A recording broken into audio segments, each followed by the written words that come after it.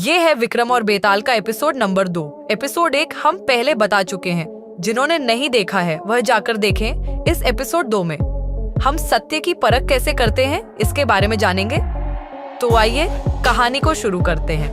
राजा विक्रमादित्य ने एक बार फिर श्मशान घाट में लटके बेताल को अपने कंधे पर उठाया और बिना कुछ बोले जंगल की ओर चल पड़े। बेताल ने अपनी चिर परिचित हंसी के साथ राजा से कहा, राजन, तुमने मौन व्रत लिया है, इसलिए मैं तुम्हारा मौन तोड़ने के लिए एक नई कहानी सुनाऊंगा। सुनो ध्यान से। बहुत समय पहले उज्जैनी नामक राज्य में एक न्यायप्रिय राजा धर्मसेन का राज था। उनकी एक सुंदर और विदुषी पुत्री थी जिसका नाम पद्मावती था।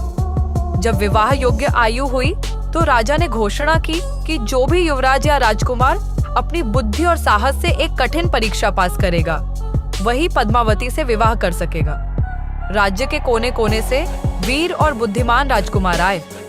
राजा ने परीक्षा के लिए 3 प्रश्न रखे जिनका उत्तर देना अनिवार्य था। पहला प्रश्न, सत्य का सबसे बड़ा स्वरूप क्या है?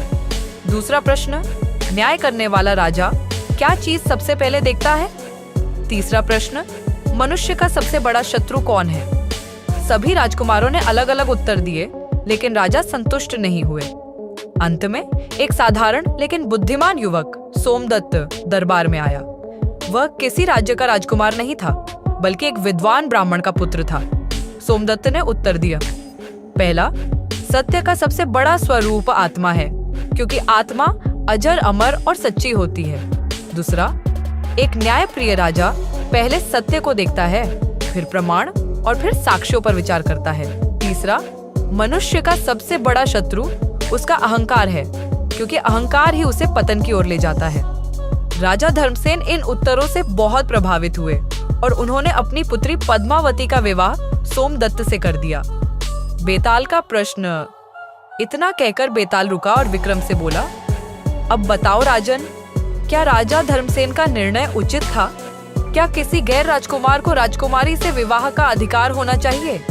यदि जानते हुए भी तुमने उत्तर नहीं दिया तो तुम्हारा सिर धड़ से अलग हो जाएगा। विक्रम कुछ क्षण सोचते रहे।